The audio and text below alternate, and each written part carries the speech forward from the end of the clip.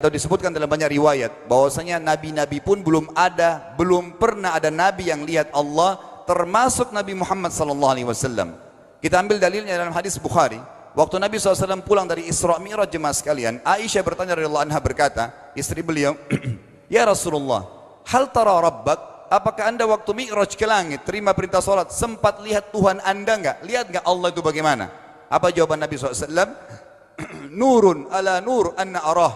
Allah itu cahaya, di atas cahaya, terang sekali, bagaimana saya bisa melihatnya? Artinya Nabi SAW mengatakan, saya sendiri belum pernah lihat bagaimana itu Allah.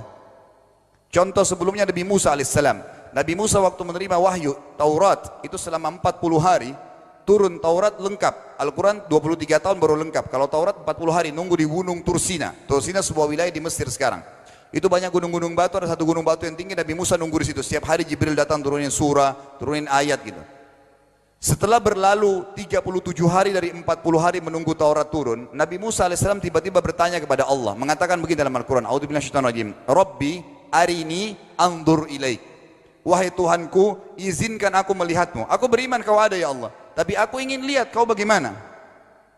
Allah menjawab, tidak mau mengecewakan Nabi Musa, sebagai manusia Allah mengatakan, lan tarani. Perlu anda tahu dalam bahasa Arab jemaah sekalian ada 3 kosakata la, tidak yang berarti tidak. Ada la biasa artinya tidak, ada lam dengan mim, lam artinya tidak pernah, ada lam dengan nun, lan artinya tidak akan pernah. Allah mengatakan apa? Lan tarani, kau tidak akan mampu melihatku hai Musa.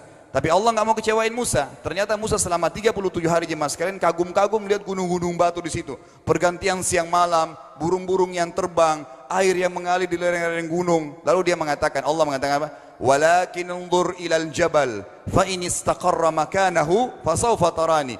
Coba kamu lihat gunung-gunung batu di sekitarmu hai Musa. Kalau mereka bisa menampung kedatanganku, kata Allah, kau akan bisa melihatku. Apa yang terjadi? Allah lanjutkan, falamma tajalla rabbuhu lil jabal. Waktu Allah baru niat mau datang, belum datang, ja'alahu dakka. Semua gunung batu itu hancur lebur, tidak mampu menampung kedatangan Allah. Wa kharra Musa sa'iqa. Lalu Musa pingsan tiba-tiba. Waktu Nabi Musa bangun, langsung ucapkan kalimat, amantu billah. Saya beriman pada Allah. Berarti fakta lapangan, nabi-nabi aja belum pernah lihat Allah. Masih pertanyaan lagi jemaah sekalian, kenapa Allah nggak bisa kelihatan? Saya akan jawab dan tolong ini jadikan sebagai pegangan hidup. Ini landasan akidah kita. Kata para ulama, karena anda kalau sholat, anda mengucapkan satu kalimat yang merupakan jawabannya. Allahu Akbar. Allah Maha Besar. Akbar adalah siga mubalaghah dalam Islam. Sesuatu yang melampaui batas, Maha Besar.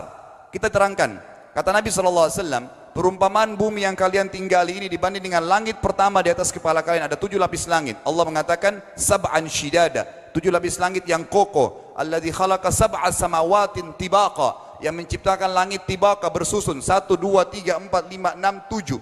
Allah di atas langit ke-7. Kata Nabi SAW, perumpamaan bumi yang kalian tinggalin dibanding dengan langit pertama di atas kepala kalian, ibaratnya seperti cincin yang dibuang di padang pasir. Jadi kita tidak akan pernah bisa melihat ujungnya langit karena kita sangat kecil, dan ini terbukti secara fakta.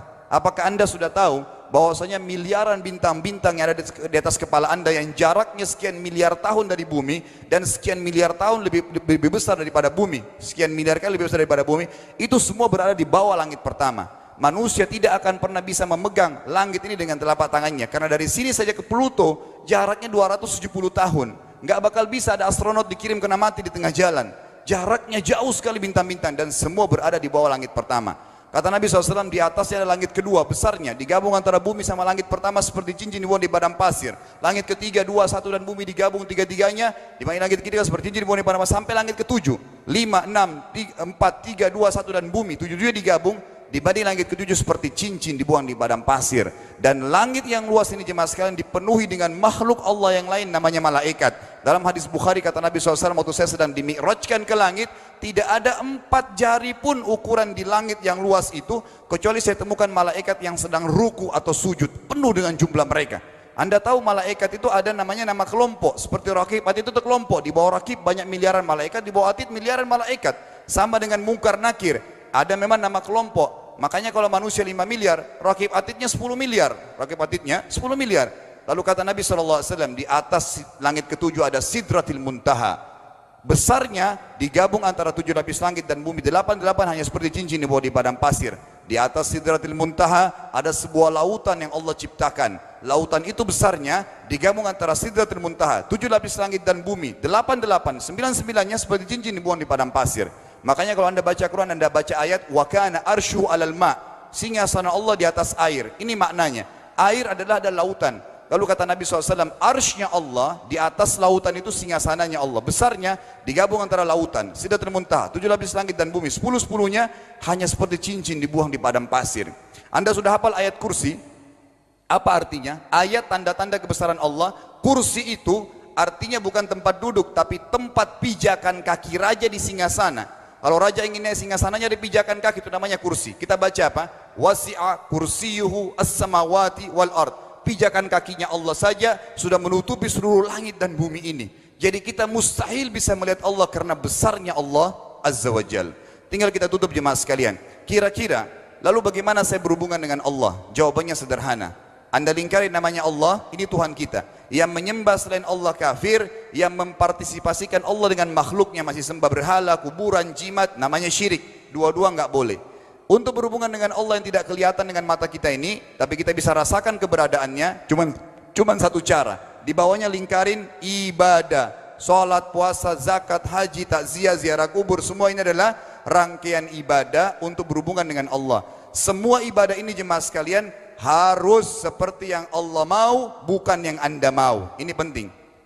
Karena kalau tidak seperti yang Allah mau, Allah tidak terima. Bagaimana caranya supaya bisa seperti yang Allah mau? Ikuti buku pedomannya. Ada Al-Quran, ada Sunnah. Yang beribadah keluar dari 2 pedoman wahyu ini tidak akan diterima oleh Allah. Seperti Anda kalau kerja di perusahaan, pimpinan perusahaan kasih peraturan, Senin pakai baju kuning, Selasa baju hijau, Rabu pakai baju hitam. Datang jam 7, keluar jam 5 sore. Ternyata Anda tidak.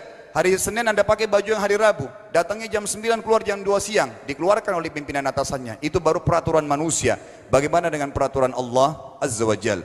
Maka kita simpulkan semua jemaah sekalian adalah, yakinlah Tuhan Anda Allah ada, satu-satunya Tuhan. Kalau Anda sedang sakit, yang ciptakan Anda Allah, yang ciptakan penyakit Allah, yang menciptakan kesembuhannya Allah. Kalau kita sedang musibah sama, kalau kita sudah senang juga sama. Semoga Allah SWT menjadikan kita orang-orang yang senantiasa beriman padanya, dan juga selalu berteguh dalam keimanan tersebut serta mengikuti syariat dan hukumnya.